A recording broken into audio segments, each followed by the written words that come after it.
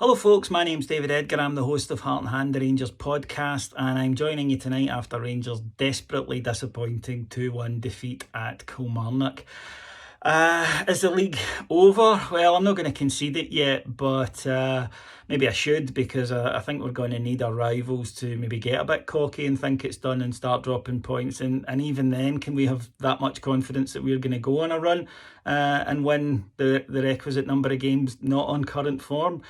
And I think tonight, for really the first time I've noticed in significant numbers, there are questions being asked of the manager. Regular viewers of these videos will know that I'm a big Steven Gerrard fan, but that doesn't mean he's exempt from criticism.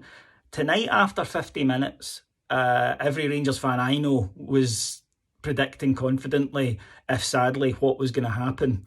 And that is what happened. And the manager stood on the touchline, didn't make changes till it was too late. And in the end, we have succumbed to a very similar defeat to ones that we've suffered at Rugby Park in the past. And that's why people are questioning, what do you learn, if anything?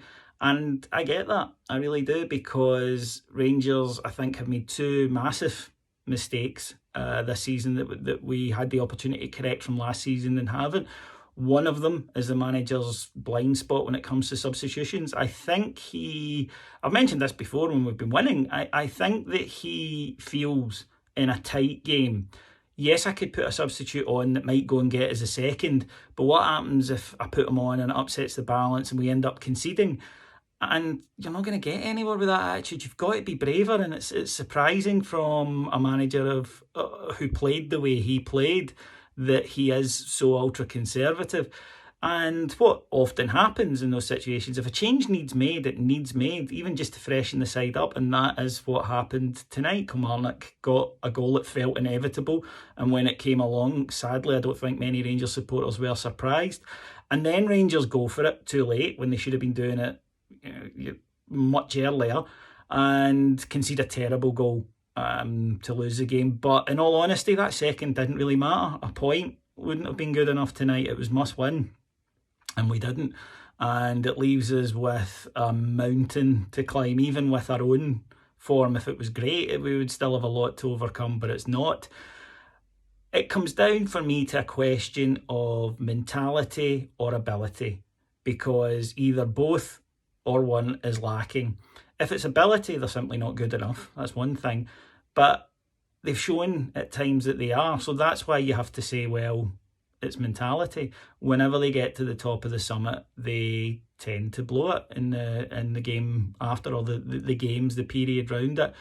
And the other thing that we failed to learn from last season was the midwinter break. Now, Rangers came out of that midwinter break. They had done a mini pre-season, and the coaching team spoke about putting miles in the legs, if you like, for later in the season. And while that worked, Rangers at the end of the season were flying. We'd blown the league initially after the winter break by looking so flat and leggy. That's exactly what's happened this time. Rangers, whatever they did in Dubai didn't work. The players have come out of it, and they were flying at the end of December. It's not like last season when they come off a great result at the end of December 2018, but the performances weren't good before that. Rangers had done very, very well in December after the League Cup final in terms of performances. And then, since we've come back, flat, struggled, no spark, haven't been able to put teams away, aren't scoring enough goals and conceding bad ones. And that is something that needs to be questioned, unfortunately. The other thing that disappointed me tonight with the manager was that we, again, saw another shocking refereeing performance from John Beaton. And I feel like I'm on about referees on here every week, but these are big game-changing decisions. I'm not getting upset because he doesn't give us a free kick after 50 minutes. These are huge game-changing decisions. Tonight, the glaring inconsistency. First of all, the Kilmarnock skipper Dicker dives in the box, doesn't get a yellow card. Alfredo Morelos dives in the box, gets a yellow card. And he deserved it, but why is it for one and then not for the other? Later on in the game, Alfredo Morelos is pushed in the box. A very, very slight push, but it's not given. Fair enough. Then Alfredo Morelos heads in a goal at 1-1 as well, and it's ruled out for a very slight push. And there is a question of a handball in the build-up to the Kilmarnock opening goal. These are big decisions. He's changed matches, changed seasons. And the manager doesn't address it ever, doesn't come out swinging. And my view on it is if you accept being refereed to a different standard, then you can't really complain when it continues to happen. John Beaton cost us 2 points at Aberdeen when he didn't award a penalty.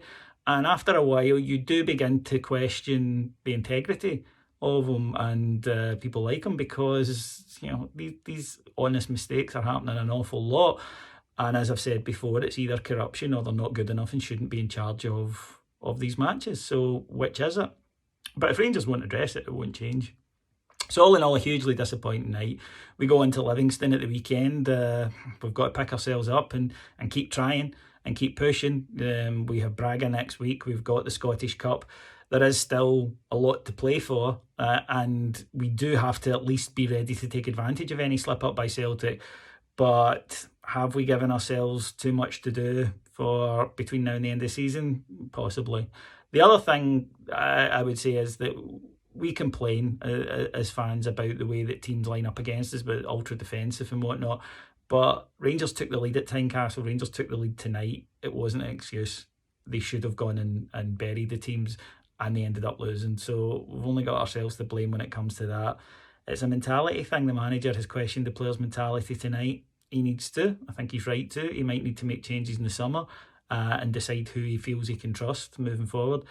But I think he's got to take a look at himself tonight. And like I say, I'm not sitting here and saying, oh, we need to make a managerial change. I would certainly give him another season. But if he doesn't start to learn from continuing lessons, then the same things will keep happening, sadly. Okay, folks, well, terrible night, but I hope you have a good rest of week. I'll be back on Saturday to talk to you after Livingston game. Hopefully we'll all be in a better mood, but I'll understand why everyone's feeling a bit low tonight. Thank you for listening to me. Take care. Bye-bye.